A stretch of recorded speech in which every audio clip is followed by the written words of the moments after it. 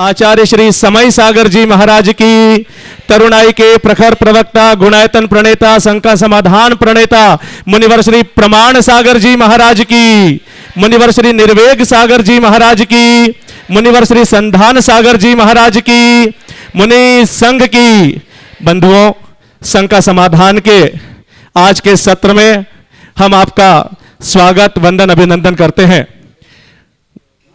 पारस channel, जिनवाणी channel और प्रामाणिक app के माध्यम से जो भी आज के इस कार्यक्रम के सत्र को देख रहे हैं, उन्हें सूचित कर देना चाहता हूं कि आचार्य ज्ञान विद्या सागर की ये लहरें सम्मेद शिखर जी की तलहटी गुणायतन से बहते हुए और जनमानस के आत्मपटल को तृप्त करते हुए नगर हाट पिपलिया में आ पहुंची है।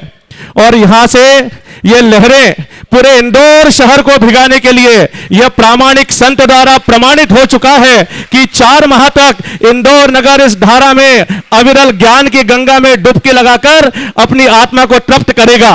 और ये अविरल धाराएं दिनांक 17 जुलाई की प्रातःकालीन वेला में उदयनगर मंदिर से एक भव्य आगवानी के रूप में इंदौर के लिए नगर प्रवेश करेंगी। और ठीक उसके 4 दिन के बाद 21 जुलाई को पूज्य श्री का वर्षा योग कलश स्थापना का कार्यक्रम दोपहर की बेला में इंदौर में ही होगा।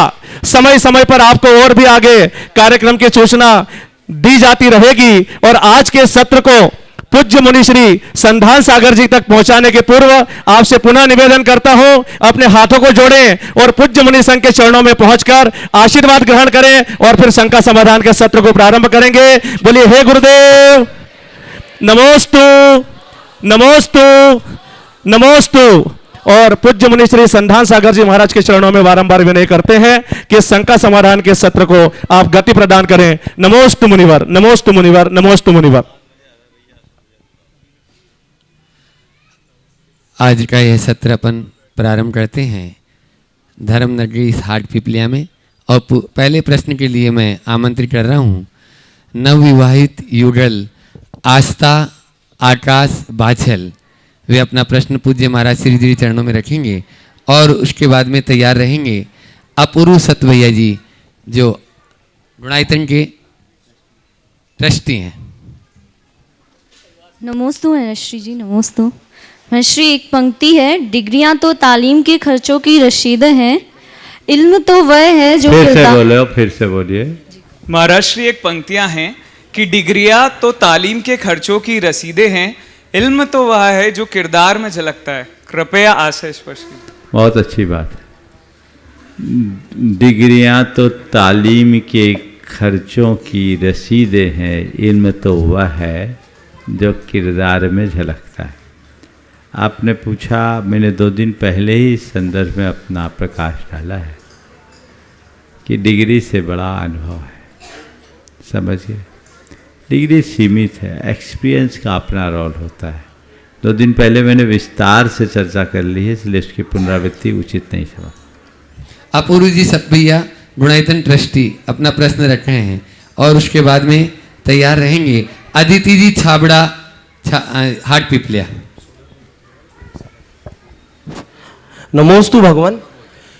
जंगलों को बचाने के लिए, कटने से बचाने के लिए जिस रास्ते से जाया जाता है, वह रास्ता भी जंगलों और पहाड़ों को काट के ही बनाया गया है।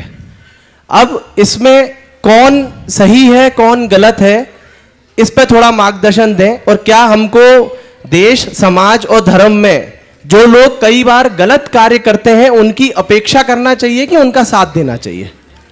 जंगलों को बचाने के लिए जिस रास्ते से जाया जाता है, वो रास्ता भी जंगलों को काट कर बनाया गया है। बहुत अच्छा वाक्य आपने कहा है। आपने कहा देश, धर्म और संस्कृति को बचाने के लिए कई बार कुछ लोग गलत रास्ते पे भी चले जाते हैं। 4 वाक शब्द कहूँगा। डिस्ट्रक्शन फॉर कंस्ट्रक्शन,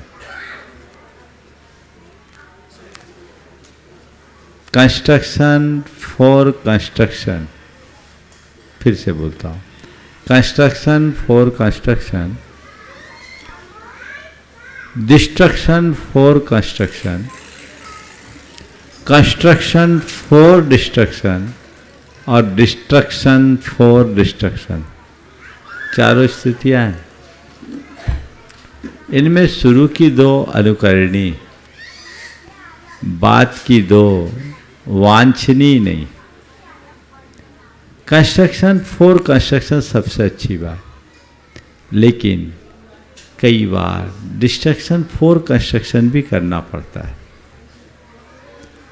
अगर हम कंस्ट्रक्शन नहीं कर रहे तो काम भी नहीं बनेगा। डिस्ट्रक्शन हो रहा है, लेकिन किसके लिए? अगर ऐसा रास्ता है जो जंगलों को बचाने के लिए सहायक बन रहा है तो हमारे लिए उपयोगी। किसी भी कृत्य को करने से पहले उसके उद्देश्य को सामने रखकर चलना चाहिए। सद उद्देश्य से भरकर यदि कोई काम किया जाता है, उसमें यत्किंचित त्रुटि भी हो जाए तो वो क्षम्य होती, लेकिन गलत उद्देश्य से कितना भी रचनात्मक काम किया जाए वो त्रुटिपूर्ण होता है। तो डिस्ट्रक्शन फॉर कंस्ट्रक्शन चलेगा, पर कंस्ट्रक्शन फॉर डिस्ट्रक्शन कभी नहीं चलेगा। कंस्ट्रक्शन फॉर कंस्ट्रक्शन सर्वोत्तम, पर डिस्ट्रक्शन फॉर डिस्ट्रक्शन तो बिल्कुल नाम लेने योग्य भी नहीं। तो ये चारों बातों को ध्यान में रख करके चलिए। मैं समझता हूं उत्तर मिल गया होगा दोनों प्रश्नों का। नमोस्तु भगवान, नमोस्तु। आज जैसा कि आप लोग जानते हैं, यहाँ हाटपिपल्या में विगत 70 वर्षों से यहाँ सिद्ध चक्र महामंडल विधान होते चला आ रहा है अष्टानिका, ये आषाढ़ की अष्टानिका में।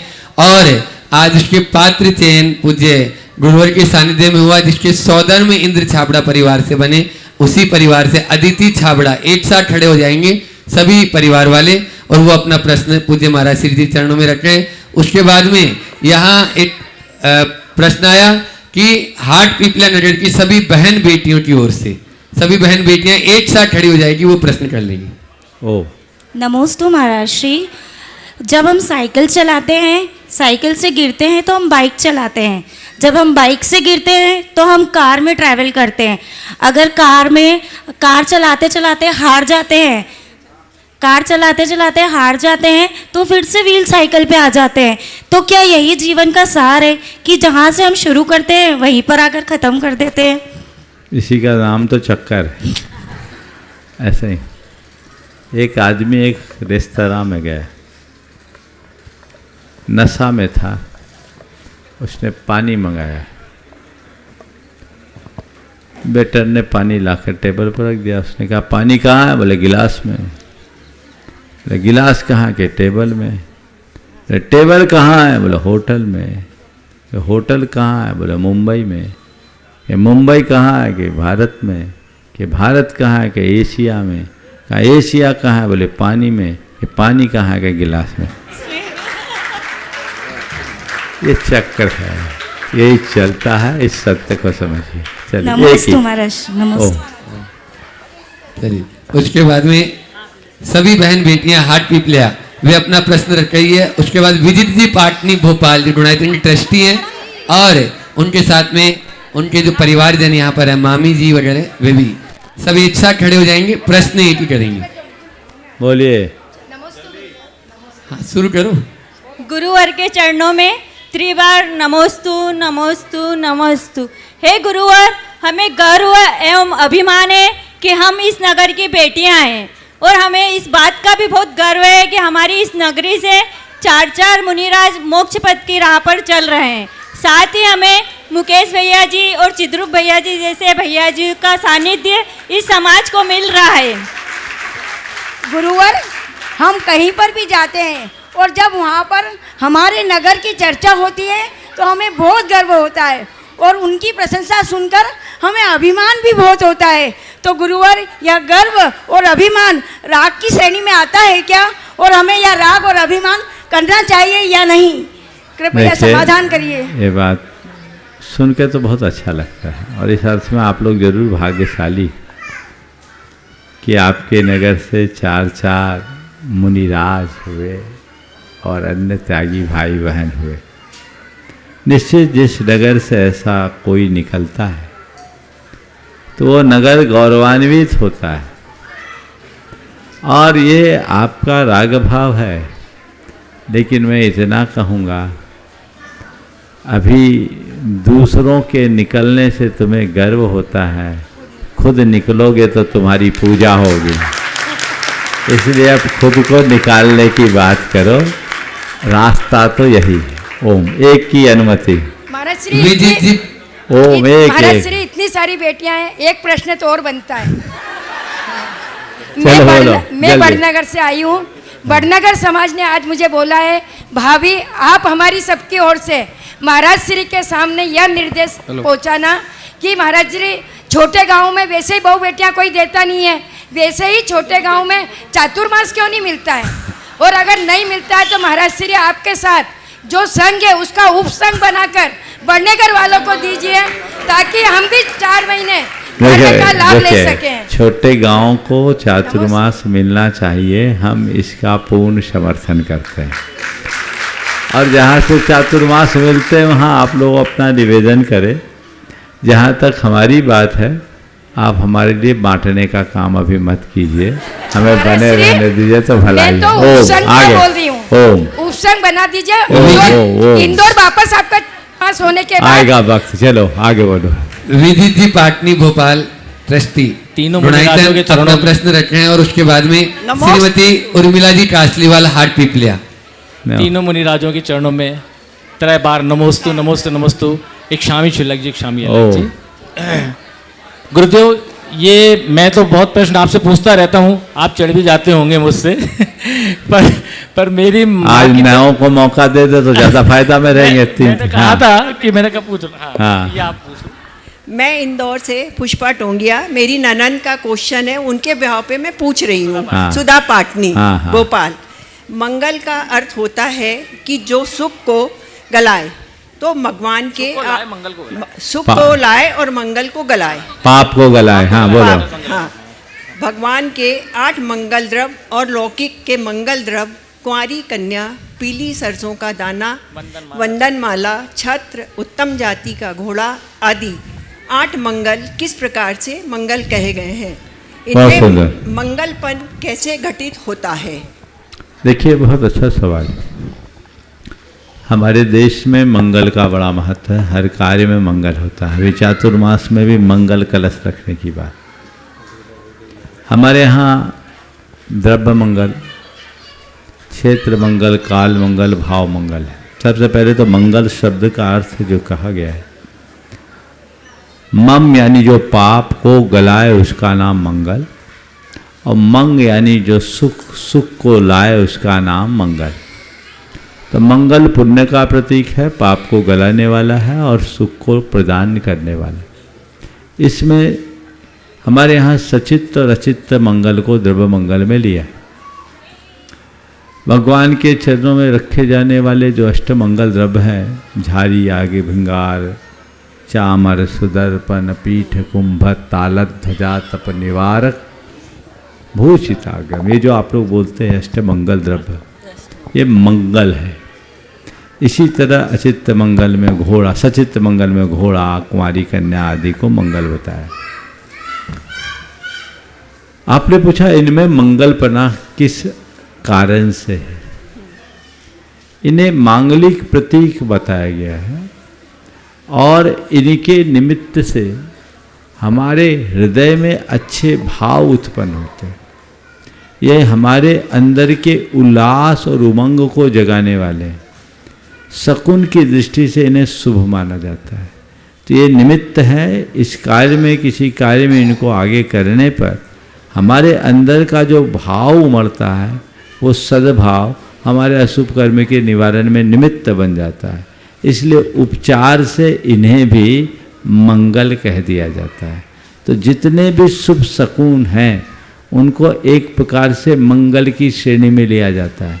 तो उसके कारण नहीं हुआ, किसी कन्या ने मेरा कल्याण नहीं किया, किसी घोड़े ने मेरा उत्थान नहीं किया, किसी इस अष्टमंगल को हमने रखा उसने मेरे पाप को नहीं गलाया।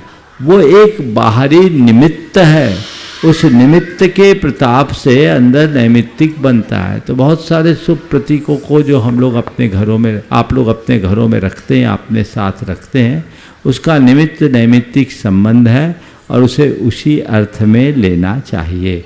यथार्थतः देखा जाए तो भाव मंगल ही मंगल है। गुरुदेव, मेरा निवेदन है कि कुंवारी कन्या को लिया है तो क्या कुंवारे लड़के को नहीं ले सकते हैं क्या? बहुत अच्छा सवाल। लड़के उस लायक है ही नहीं। लड़कियों के लिए उभय कुल विवर्धनी बताए, उसका शील संयम मांगलिक होने का प्रतीक है। और देखो कुंवारेपन का प्रभाव क्या होता है।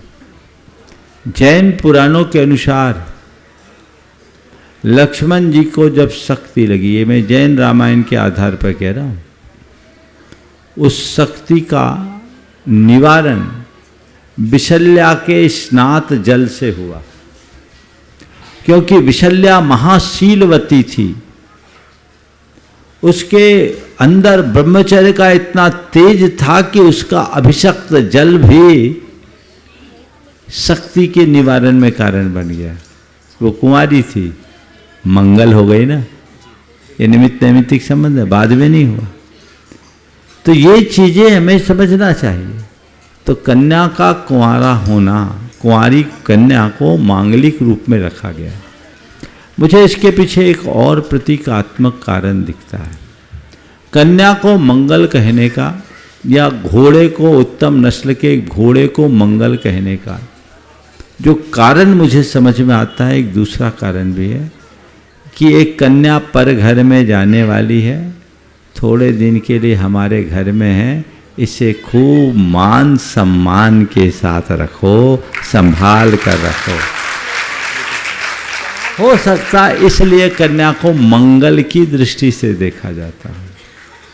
भाई पर घर चले जाएगी तो है, तो बेटी की विदाई जो माँ बाप करते वही जानते कि कैसे अपने कलेजे के टुकड़े को छोड़ना पड़ रहा है। तो एक कन्या के प्रति भारत की जो उदात्त दृष्टि है उसकी अभिव्यक्ति।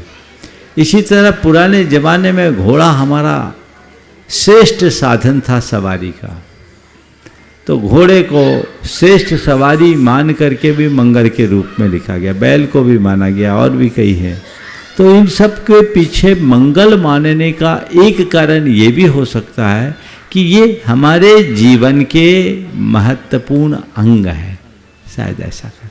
नमस्ते महाराज, नमस्ते। इसी तरह भिंगार, चांवर, दर्पण, पीठ, कुंभ, इनके साथ भी अगर हम जोड़े तो ये हमारे जीवन के अभिन्न हिस्से हैं। इनका हमारे जीवन में बड़ा उपयोग है। हो सकता है इस वजह से भी इनको मंगल माना जाए। नमस्ते महाराज, नमस्ते। कासलीवाल परिवार से बहुत सारे प्रश्न हैं, एक साथ खड़े हो जाएंगे। सेलेक्ट हुआ है श्रीमती उर्मिला कासलीवाल हाथ पिपलिया, वो अपना प्रश्न रखेंगी। और उसके बाद में विशाल जी, काजल जी पांड्या और उनकी पूरी टीम इंदौर से, जो निकट सागर जी महाराज जी के परिवार के हैं, वे सभी एक साथ खड़े हो जाएंगे। नमोस्तु गुरुवर, नमोस्तु गुरुवर। इच्छा में महाराज जी, इच्छा में महाराज जी। सीधे प्रश्न बोले। हाँ। गुरुवर, हमारी सोच में हमेशा भविष्य की कल्पनाएं रहती है या फिर भूत की आदत चलती रहती है। वर्तमान में हम अपने दिमाग को स्थिर कर ही नहीं पाते, तो हम ऐसे कौन सा प्रयास करें जिससे हम अपने वर्तमान में रहकर अपने दिल और दिमाग को स्थिर कर अपने जीवन को आनंदित कर सके। भूत को भूलने का अभ्यास करो। क्या बोल रहा हूं? भूत को भूलने का अभ्यास करो और वर्तमान को संवारने का संकल्प करो। भविष्य अपने आप सुरक्षित होगा, कल्पनाएं छूट जाएगी। नमस्ते गुरु से, नमस्ते। विशाल काजल पांड्या नमोस्तु गुरुदेव। और उनके सभी साथी। उसके बाद में यशदी सेठी बड़वानी तैयार रहेंगे। ये प्रश्न हम सबकी तरफ से गुरुदेव।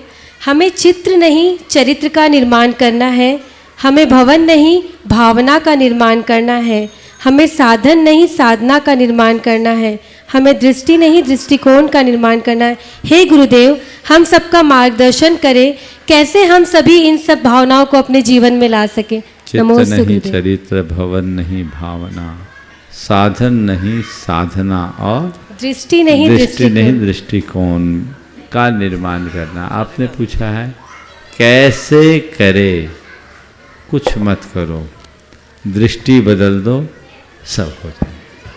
सोच को बदलना है, इतने में ही काम पूरा हो जाएगा। चलिए नमोस्तु गुरुदेव। हाँ यश जी सेठी बड़वानी अपना प्रश्न रख रहे हैं आज अपने बीच में, जहां से 17 तारीख को यह भव्य मंडल प्रवेश होना है, ऐसे उदयनगर मंदिर की पूरी कमेटी यहाँ पर बैठी हुई है। एक जना प्रश्न कर लेंगे, सब एक साथ खड़े हो जाएंगे। चलो नमोस्तु महाराज श्री, नमोस्तु नमोस्तु नमोस्तु महाराज श्री। एहसान दोनों ने दिया था मकान पर, एहसान दोनों ने दिया था मकान पर, छत ने जता दिया, नींव ने छुपा लिया। गुरुदेव एहसान दोनों का था मकान पर, छत ने जता दिया, नींव ने छुपा लिया।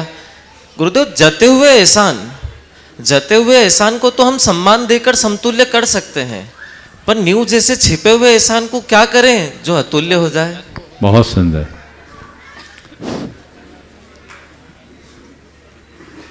साथ दोनों ने दिया मकान का, छत ने जता दिया, नींव ने छुपा लिया।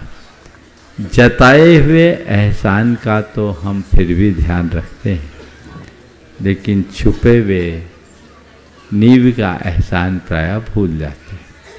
आपने पूछा है कि हम छत के साथ नींव का सम्मान कैसे करें। ये बात बहुत समझने योग्य है कि प्रायः लोग जो दिखता है उस पर ध्यान देते हैं, उसका सत्कार करते हैं, पर प्रायः नींव को भूल जाते हैं। मैं आपसे इतना ही कहूँगा कि जो छुपा हुआ एहसान है उस पर ध्यान रखना चाहते हो तो कुछ पल के लिए अपनी कल्पनाओं से उसे हटाकर देखो। भवन के निर्माण में छत का स्थान है, लेकिन क्या बिना नींव के छत को स्थान है? अपनी कल्पना में थोड़ी देर के लिए किसी भी आलीशान मकान की नींव को हटाओ, देखोगे सब धराशायी हो गया। और जब वो धराशायी होता दिखेगा तो बचेगा क्या? तब पता लगेगा कि जिन पर हम एहसान जता रहे हैं उन पर जिनका एहसान है वो भले नीचे दबा हुआ है, वो उभर जाए तो सब उखड़ जाए। इसलिए हमें उसका भी एहसान कर मानना चाहिए। नमोस्तु गुरुदेव। देखो बंधुओं, अभी आपने देखा यश मनाली बड़वानी, इन्होंने प्रश्न किया यश भाई ने। ऐसे ही प्रश्न आप लोग भी पहले मांझो, उसको प्रश्न को जितना मांझोगे निखार आएगा और सुनने वाले को भी आनंद आएगा। एक बार जोरदार ताली बजा दीजिए यश भाई के लिए, जो प्रश्न भी इतना आनंदित कर देता है, फिर उत्तर तो महाराज जी का सटीक समाधान होता है, वह तो अपन को उद्वेलित कर ही देता, आनंदित कर ही देता है। इसलिए मैं चाहता हूं आप लोग प्रश्न पूछने के, अभी मेरे पास में आज 150 पर्चियां आई, लेकिन उसमें से 15-20 भी छांटना बहुत मुश्किल रहता है। आप प्रश्न को मांझो। अब उदयनगर कमेटी अपने बीच में जोरदार ताली बजा दीजिए इन लोगों के लिए, जहां से 17 तारीख को शुरुआत आगाज होने वाला है। ऐसी कमेटी से एक प्रश्न कर लेंगे। हे गुरुवर, नमोस्तु नमोस्तु नमोस्तु। छुल्लक जी को इच्छामी इच्छामी इच्छामी। हे गुरुवर, नरकों में जीव इतने कष्ट भोगता है, तब क्या उसे जाति स्मरण होता है? और यदि होता है तब क्या वह जीव नरकों से निकलने के लिए क्या पूर्व में किए गए कर्मों की निर्जरा कैसे करता है, जबकि इतने कष्ट भोगता है? देखिए गुरुवर, शंका का समाधान। नरकों में जाति स्मरण तो होता ही है, पर कोई जरूरी नहीं कि सभी नारकियों को जाति स्मरण से सम्यक दर्शन हो जाए। जाति स्मरण के साथ साथ उनको एक कारण मिलता है वेदनानुभव का। जब नारकी जीवों को प्रगाढ़ वेदना होती है, तीव्र त्रास मिलता है, यंत्रणा मिलती है, यातना मिलती है, तो कभी कभी किसी किसी नारिकी के भवितव्य से उसका चित्त अंतर्मुख होता है और उसे लगता है हाय मैंने कितना अनर्थ किया, कितना पाप किया, उसका परिणाम आज मैं भुगत रहा हूँ। अब मुझे दोबारा ऐसा कर्म नहीं करना। उससे उसकी दृष्टि आत्मा पर केंद्रित होती है, उसके अंतरंग में आत्मा के प्रति श्रद्धान प्रकट होता है और वही आत्मश्रद्धान उसके सम्यक दर्शन का कारण बन जाता है। हमारे पास ज्ञान तो हो, लेकिन कोई भी ज्ञान तभी कल्याणकारी होता है जब वह अंतर्मुखी बने। अंतर्मुखी ज्ञान को अपनाना चाहिए। नमस्ते महाराज। आकृति जैन हार्ट पीपले अपना प्रश्न रखे और उसके बाद में अनिता जी सेठी, ब्रह्मचारी मुकेश भैया परिवार, पूरा सेठी परिवार एक साथ खड़ा हो जाएगा, प्रश्न रखेंगे।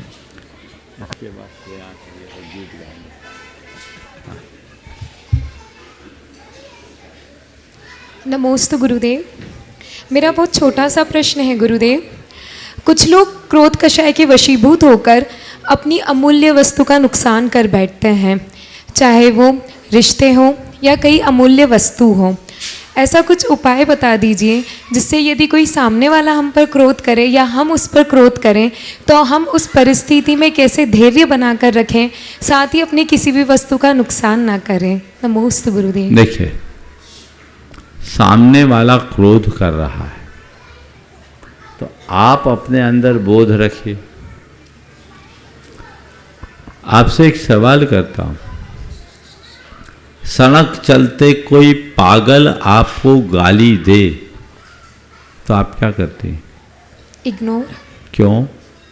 पागल है वो। तो जो गुस्सा कर रहा है वो क्या समझदार है? पागल है। क्या करना चाहिए? इग्नोर। लेकिन आप लोग क्या करते हैं? क्या करते? रिएक्ट करते हैं। हाँ। तो रिएक्ट करने वाला समझदार है क्या? नहीं। क्या है? पागल। फिर क्यों बनते हो पागल? समझदार बनो। क्रोध के क्षण में बोध रखो, ये सोचो कि ये आपा खो बैठा है, मुझे समझदारी रखना है। सामने वाला आग बने तो आप पानी बनिए। आग लगी हो तो क्या करते? उसमें पेट्रोल डालते हैं? नहीं। तो पानी से बुझाते हैं। तो कोई गुस्सा कर रहा, आप उसके ऊपर प्रतिक्रिया का पेट्रोल डालोगे कि समता और क्षमा का पानी? समता और क्षमा का पानी। तो रखा करो अपने पास। जी गुरु।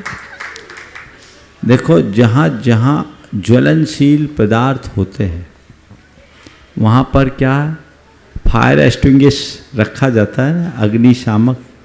कुछ नहीं है तो 2 बाल्टी बालू के रखे रहते पेट्रोल पंपों में, देखा है ना? क्यों? ज्वलनशील पदार्थ है। तो जिनके घर में ऐसे ज्वलनशील आइटम हो ना उनको अपने साथ सहनशीलता का पानी, क्षमा भाव की रेत रखनी चाहिए। आग लगे डाल दो, अपने आप ठंडा हो जाएगा, मन शांत होगा। अगर प्रतिक्रियाएं करेंगे तो आपकी हालत खराब हो जाएगी। फिर कोई व्यक्ति ऐसा है, प्राय जो गुस्सैल लोग होते हैं, मैं अभी गुस्सा सहने की बात कर रहा हूँ, गुस्सा झेलने की, गुस्सा पर नियंत्रण करने की बात तो अभी करूँगा। कोई ऐसा गुस्सा करता है तो प्राय देखा जाता है कि गुस्सा करने वाला जब ठंडा होता है तो पछताता है। पछताता है कि नहीं? पछताता है। तो ये सोच लो, अभी गुस्सा कर रहा है, थोड़ी देर बाद अपने आप ठिकाने आ जाएगा, टेम्परेरी, भूल जाओ। ये सोच लो, ये इसका नेचर है। एक अपार्टमेंट पे एक युवा दंपति रहते थे, उनके फ्लैट से अक्सर हंसी की आवाज़ आती। कुछ लोगों को ये बड़ा विचित्र लगा, क्या मामला है, इनके घर में केवल हंसी की आवाज़ आती, इनमें खटपट नहीं होती क्या? बड़ी मुश्किल है, किसी की खटपट ना हो तो लोगों को बेचैनी हो। एक भाई से रहा नहीं गया, उसने एक दिन उससे पूछ लिया, क्या बात है भाई, तुम लोगों में बड़ा तालमेल दिखता है, खटपट नहीं होती क्या? जब देखो तुम्हारे फ्लैट से केवल हंसी की आवाज़ आती, केवल हंसी की आवाज़ आती। बोले हाँ। बोले क्यों आती? बोले इसलिए कि मेरी धर्मपत्नी बड़ी गुस्सैल है। बोले तेरी धर्मपत्नी इतनी गुस्सैल है तो इसमें हंसने का क्या राज है? बोले यही तो राज की बात है। धर्मपत्नी इतनी गुस्सैल है तो इसमें हंसने का क्या राज? बोले यही तो राज की बात है। बोले क्या? जब उसको गुस्सा आता है तो सामान उठा उठा कर मुझ पर फेंकती है।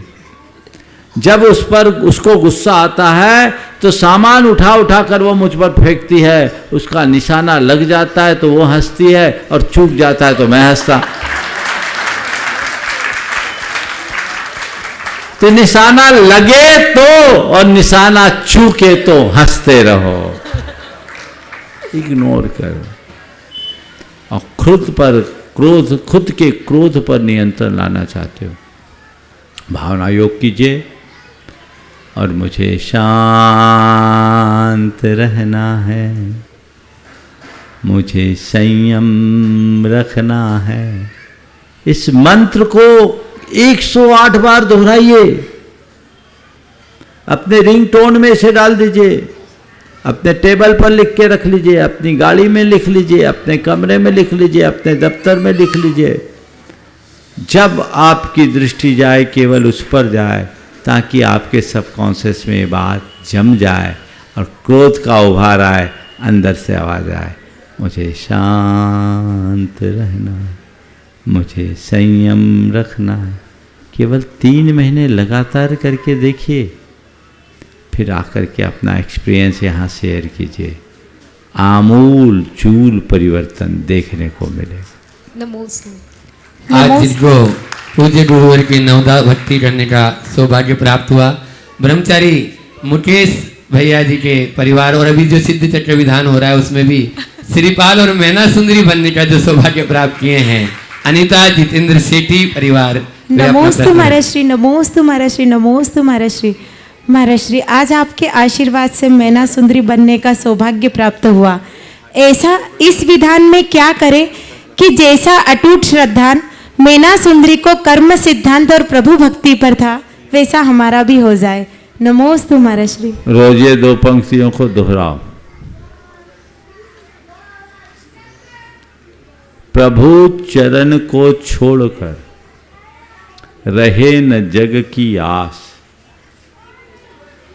प्रभु चरण को छोड़कर रहे न जग की आस, एक आप ही शरण हो ऐसा विश्वास। बस भगवान के सामने ये भावना भाते रहो, ये विश्वास घनीभूत होगा तो रास्ता अपने आप प्रशस्त हो। नमोस्तु महाराज, नमोस्तु महाराज। अपने बीच में ज्ञान सागर वृत्ति आश्रम से श्रेयांश भैया जी अपनी बात रख रहे हैं। श्रेयांश जो बड़े अच्छे कवि हैं, मुझे मालूम पड़ा इन्होंने सैकड़ों गीत रचे, और छुपा हुआ साधक, अच्छा साहित्यकार। मैं तो इसे बहुत छोटे से जानता हूँ। एक संघ में एक बटुक के रूप में आया था जब 13-14 साल का होगा, है ना, और आज एक अच्छे साधक के रूप में साधनारत है। मैं चाहता हूँ इसका एक गीत आप सबके मध्य प्रकट हो। ऊंची मंजिल के ऊपर बैठी छत को अभिमान था, ऊंची मंजिल के ऊपर बैठी छत को अभिमान था कि मैं फंस नहीं हूँ। ऊंची मंजिल की छत पर बैठी उसको अभिमान था कि मैं फर्श नहीं हूँ। मैंने एक मंजिल बना दी, छत फर्श हो गई। सुंदर, बहुत सुंदर, बहुत सुंदर। जिनकी मंगल भावना उनका मंगल योग, जिनकी मंगल भावना उनका मंगल योग, गुरुवाणी ने हर लिया हर शंका का रोग। मैं एक गीत प्रस्तुत करता हूँ। हमने ली है प्रभु एक तुम्हारी शरण, हमने ली है प्रभु एक तुम्हारी शरण, इस जहाँ में कि कोई हमारा नहीं, हमने ली है प्रभु एक तुम्हारी शरण। ये बिनती है मेरी गुरु मान लो, अनाथों के दुखों को पहचान लो। ये बिनती है मेरी गुरु मान लो, अनाथों के दुखों को पहचान लो। तुम्ही सब के अज्ञान को जान लो, तुम्ही सब के अज्ञान को जान लो, किसी और को सर नवाया नहीं, हमने ली है गुरु एक तुम्हारी शरण, हमने ली है गुरु एक तुम्हारी शरण। न बुद्धि न भक्ति न विद्या का बल, हृदय पर चढ़ा पापी कर्मों का फल। न भक्ति न बुद्धि न विद्या का बल, हृदय पर चढ़ा पापी कर्मों का फल। तुम्हारी कृपा का है एक आशीरा, तुम्हारी कृपा का है एक आशीरा। तुमने किसी किसी को स्वामी वारा नहीं, हमने ली है प्रभु एक तुम्हारी शरण, हमने ली है प्रभु एक तुम्हारी शरण। बस है इतनी अरज मेरी प्रभुबल सुनो, बस है इतनी अरज मेरी गुरुबल सुनो। जगत के दुखों को गुरु जी गिनो, जगत के दुखों को गुरु जी गिनो। इतनी कर दो कृपा मेरे मन पर प्रभु, इतनी कर दो कृपा मेरे मन पर गुरु। मन तुम्हें छोड़कर और न जाए कहीं, हमने ली है प्रभु एक तुम्हारी शरण, हमने ली है प्रभु एक तुम्हारी शरण।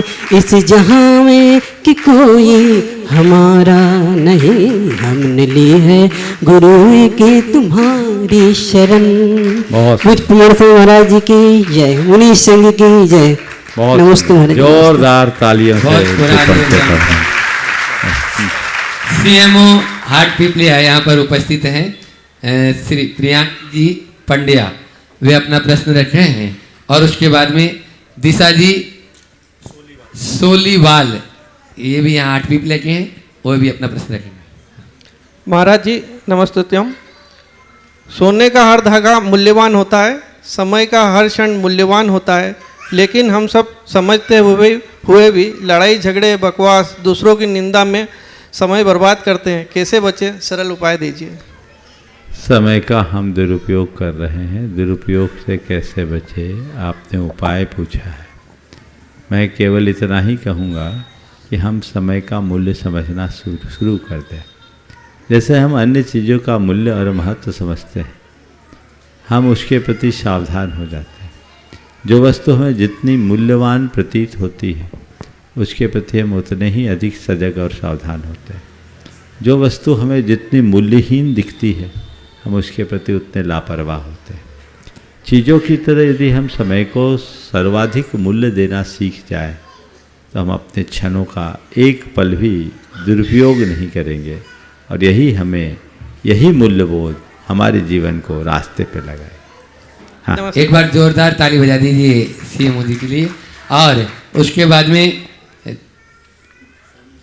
सोनीवाल, दिशा सोलीवाल, बस। और उसके बाद मैं जो पूज्य गुरुवर के विचारों को साकार करने में हमेशा सदैव तत्पर रहते हैं, ऐसे दोनों भैया जी यहाँ पर उपस्थित हैं। ब्रह्मचारी बाल ब्रह्मचारी अशोक भैया जी और बाल ब्रह्मचारी अभय भैया जी, आप दोनों भैया अपनी बात रखेंगे। अंतिम प्रश्न, जल्दी। गुरुदेव नमस्तु। मेरा प्रश्न है कि हमारे देश में चारों ओर अमन और शांति बनी रहे, इसके लिए मार्गदर्शन देवे। साथ ही हम हर घर में सुख शांति समृद्धि बनी रहे, इसके लिए क्या करें? देश में चारों तरफ अमन और शांति बनी रहे और सब तरफ सुख शांति समृद्धि बने रहे, इसके लिए क्या करें? दो काम करें। देश में अमन और शांति को बनाए रखना चाहते हैं तो हर हृदय में मानवता की प्रतिष्ठा करें। मानव मात्र में यदि मानवता की प्रतिष्ठा हो जाए तो अमन और शांति तो अपने आप होगी। जब जब मनुष्य अपनी मानवीयता से भटकता है, वहीं अमन खोता है और वहीं अशांति होती। हमारा सबका केवल एक ही प्रयास होना चाहिए, वह है मानव मात्र में मानवता की प्रतिष्ठा। हर घर में सुख शांति और समृद्धि बनी रहे, उसके लिए ज़्यादा कुछ नहीं करना है, 2 काम करना है। सुख शांति और समृद्धि अपने आप आएगी, वह है उदारता और सहनशीलता। यदि इसको अपना लिया जाए तो सुख शांति समृद्धि अपने आप आएगी। हमारी अनुदारता हमें परेशान करती है, हमारी असहनशीलता हमारी सोच को विकृत करती है, और यही हमारी अशांति और क्लेश का बड़ा कारण बनता है। यदि इसको हमने अपना लिया तो फिर हमें और कुछ की जरूरत नहीं पड़े। ओ ब्रह्मचारी अभय भैया जी, ब्रह्मचारी अशोक भैया जी के लिए जोरदार एक बार तालियां बजा दीजिए, जो पूज्य गुरुवर के विचारों को हमेशा आगे बढ़ाने में तत्पर रहते हैं, बहुत अपना यानी समय देते हैं। वे अपनी बात भी रख रहे हैं। और महाराज जी जवन चिंतामणि श्री पार्श्वनाथ भगवान की, पूज्यवर मुनि श्री प्रमाण सागर जी महाराज की, आचार्य गुरुवर श्री विद्यासागर जी महामुनिराज की, समस्त मुनि संघ की।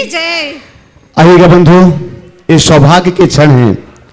बारिश बाहर की ही नहीं, धर्म की भी, और उसका सौभाग्य इस बार मिल रहा है मां अहिल्या की पावन नगरी के सुश्रावकों के लिए। सम्मेशिखर तीर्थराज की पावन धरा से पद विहार करते हुए पूज्यवर आचार्य भगवान के श्री चरणों की ओर चल रहे थे। वहां से बड़े बाबा के श्री चरणों तक पहुंचे और बड़े बाबा की मंगल आशीष, बड़े बाबा की मंगल ऊर्जा लेकर के अब ऊर्जावंत करने के लिए जा रहे हैं इंदौर में रहने वाले समस्त सुश्रावकों के लिए। और उसका सौभाग्य मिलने जा रहा है 17 जुलाई दिन बुधवार को, जब महाराज श्री का मंगल प्रवेश उदयनगर से होगा। और महाराज श्री सिर्फ इंदौर के लिए ही नहीं, हम सभी जानते हैं इस समय भी एक कार्यक्रम जो चल रहा है पारस चैनल, जिनवाणी चैनल और प्रामाणिक ऐप के माध्यम से, सिर्फ भारत ही नहीं बल्कि भारत के बाहर लगभग 150 से ज्यादा देशों के लोग महाराज श्री को इस समय सुन रहे हैं, देख रहे हैं लाइव प्रसारण के माध्यम से। और इंदौर से लगातार 4 महीने तक महाराज श्री के चाहे भावना योग हो, शंका समाधान हो, या प्रातःकालीन प्रवचन हो, अथवा परवरात पर्यूषण में लगने वाला श्रावक संस्कार शिविर हो, अथवा चातुर्मास के बाद अष्टांगिक पर्व में होने वाला सिद्ध चक्र महामंडल विधान हो, वो सारे कार्यक्रमों की धूम इंदौर के साथ साथ देश और दुनिया के लोगों तक पहुंचेगी। और इस सब की तैयारी वहां के सुश्रावक समस्त पदाधिकारीगण समाजजन लगातार कर रहे हैं। और अभय भैया जी पूरी तत्परता से उस कार्य में जुटे हुए हैं। तो मैं अभय भैया जी के लिए ये माइक सौंप रहा हूं कि वे पूरी तैयारी और आगे की जो भी गतिविधि उसकी सारी जानकारी, चातुर्मास कलश स्थापना और प्रवेश की संपूर्ण जानकारी अभय भैया जी यहां पर प्रदान कर रहे हैं। परम पूज्य मुनिवर के श्री चरण में कोटि नमन। आदि जानकारी तो भैया ने दे दी, प्रवेश करा दिया।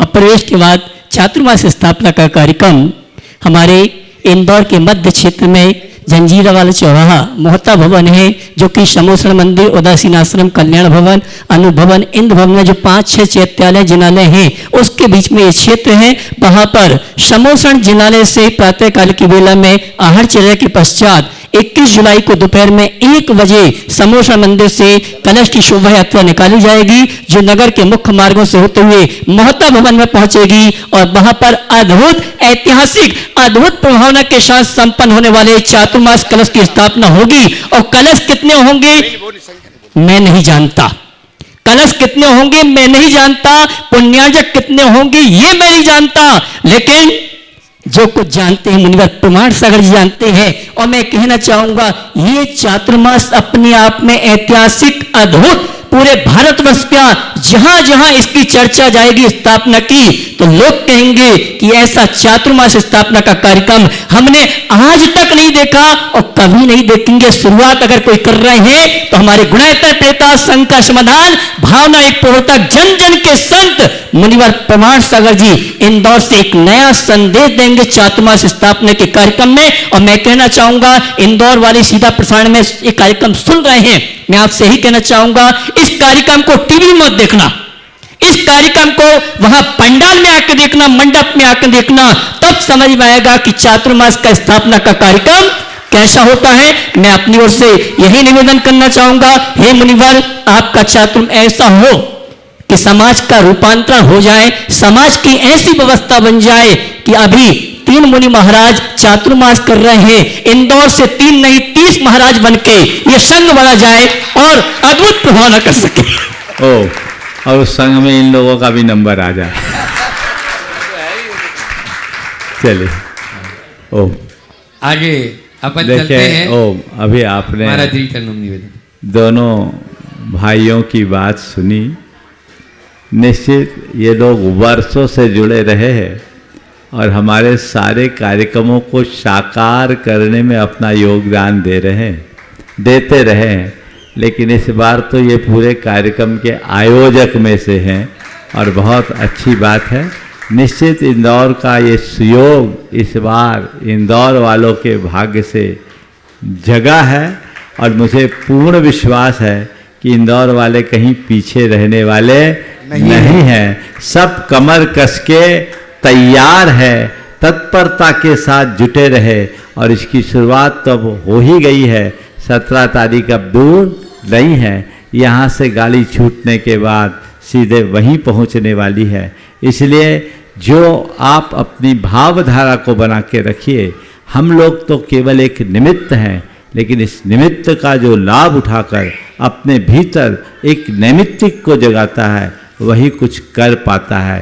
तो इंदौर में उत्साह अपार है और वो दिखना चाहिए, हम लोगों को भी देखने को मिलेगा। ये सब आपके हाथ में जो सूचनाएं आपको दी जा रही है, उन सूचनाओं को आप समझते हुए अपनी भाव दशा को बना के रखें। पूज्य महाराज श्री जी के चरणों में पहुंचते हैं अपन और दोनों हाथ जोड़ लें और महाराज जी के चरणों में निवेदन करते हुए कि वे तो निसंक हैं, लेकिन फिर भी अपनी संख्या के माध्यम से हम सबके अपना मार्ग प्रशस्त करें। ऐसे पूज्य महाराज जी के चरणों में नमोस्तु नमोस्तु। मुनि श्री जी को नमोस्तु करते हुए, जब माता पिता अपने छोटे से बच्चों को लेकर के आते हैं तो बच्चों के लिए मद्य मांस मसू का सेवन ना करें ऐसा संकल्प देते हैं, लेकिन छोटे बच्चे अबोध बच्चे जब तक बड़े नहीं हो जाते तब तक उनकी जिम्मेवारी उनके माता पिता को सौंपी जाती है। और 8 वर्ष की उम्र तक यदि अज्ञानता में कोई बच्चे कर भी लेते हैं तो उसमें माता पिता ही दोषी होते हैं, ऐसा सुनने में या गुरुओं के मुख से सुना है। आज परिवर्तन का युग कुछ ऐसा आ रहा है कि अनावश्यक रूप से भी बहुत कुछ बच्चों पर आरोपित किया जा रहा है और जो छोटे छोटे बच्चे होते हैं LKG UKG पढ़ने वाले, उनको भी शिक्षा दिलाने के लिए अपने नगर से 40-50 किलोमीटर दूर माता पिता भेज रहे हैं। तो प्रश्न ये उठता है, जो प्रतिदिन बच्चा 40 किलोमीटर जाएगा और 40 किलोमीटर आएगा, ये 80 या 100 किलोमीटर में जो हिंसा हो रही है उसके पाप का भागीदार वो छोटा सा बच्चा है या उसके माता पिता। दूसरी बात है, उस बच्चों का जो बैग है वो इतना ज़्यादा वजनदार हो गया है कि बच्चा तो उठा नहीं पाता, और मात अड़ोस पड़ोस के देखते हुए अगर हम ये कृत्य कर रहे हैं तो इसका दोषी वो बच्चे बनते हैं, क्या वो माता पिता होते हैं? कृपया स्पष्टीकरण करें जिससे कि ये सभी का भला हो और बच्चों का जीवन सुधर जाए। महाराज श्री ने बहुत अच्छा सवाल किया। दरअसल मेरी नज़र में ये अंधानुकरण है और बेवकूफ़ी का नमूना। आजकल एक फैशन बन गया है, बच्चे को अच्छे से अच्छे बड़े से बड़े स्कूल में भेजने का। किसी ब्रांड से स्कूल अच्छा नहीं होता, शिक्षा और संस्कार से स्कूल अच्छा होता है। छोटे बच्चों को आप कहीं भी पढ़ाकर उसको बेहतर संस्कार दे सकते हैं। इतने दूर भेजने से आने जाने में होने वाली हिंसा को तो जाने दीजिए। क्या उस बच्चे के प्रति ये क्रूरता नहीं है जब कड़कड़ाती ठंड में भी उसे घर से इतनी दूर जाना पड़ता है, और कब आता है कब जाता है, आने जाने में ही उसके घंटों खराब होते हैं। माँ बाप को इस पर विचार करना चाहिए, उसके बैग का भी वजन देखना चाहिए।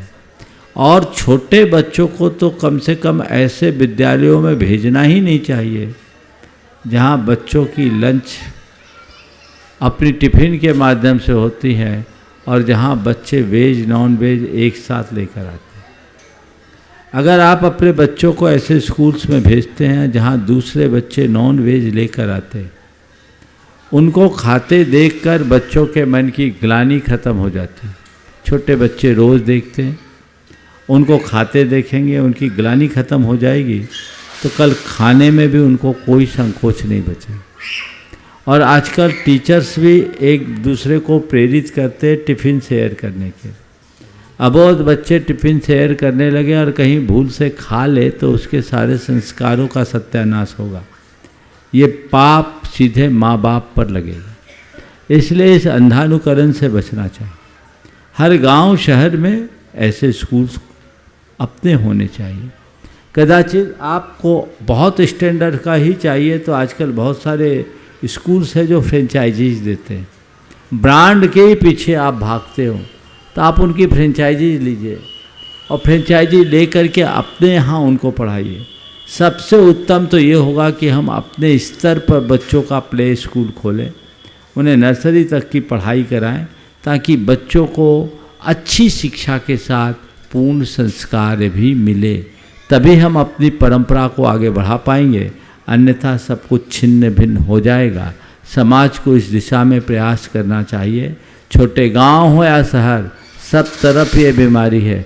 अभी महाराज जब ये सवाल कर रहे थे, मैं एक युवक को देख रहा था, वो उसके भावाभिव्यक्ति से ऐसा लग रहा था कि मैं भी इसका अपराधी हूँ और मेरा बच्चा भी शायद दूर जाता है, इंदौर पढ़ने जाता है, वो अपने अब यहाँ से इंदौर जाएगा तो अन्याय है उसके साथ। अरे 5-7 थोड़ा 2-4 साल तो पढ़ाओ, 7-8-10 साल का बच्चा हो जाए फिर कहीं भेजो तो बात भी समझ में आए।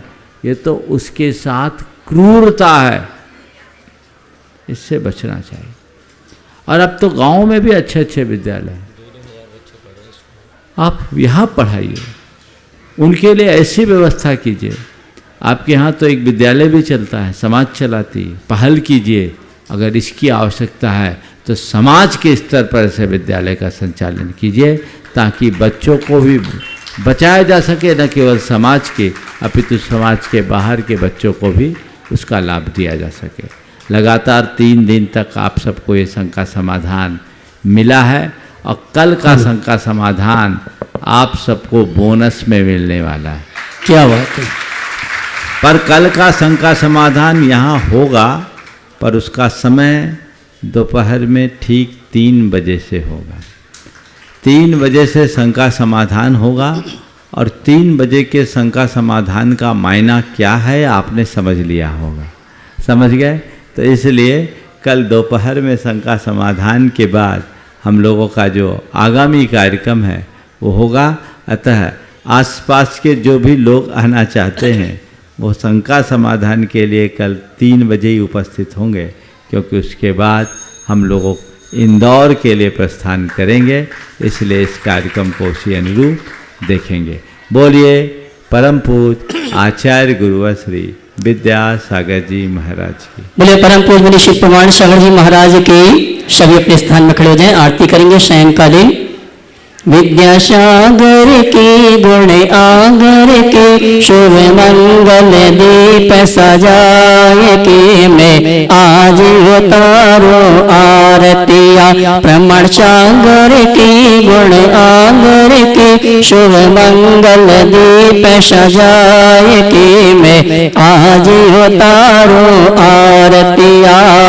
गुरुवर पाँच महामृतधारी आत्म ब्रह्म बिहारी। गुरुवर पाँच महामृतधारी आत्म ब्रह्म निवारी। खड़गदार शिवपति पर चलकर शीतलाचार निवारी। गुरु जी शीतलाचार निवारी। ग्रह त्यागी की बैरागी की वेदूत सुमन का ताल रे में आज उतारो आरतिया। प्रमाण सागर की गुण आगर की शुभ मंगल दीप सजाए के मैं आज उतारो आरतिया। निर्भीक सागर की संधान सागर की शुभ मंगल दीप सजाए के मैं आज उतारो।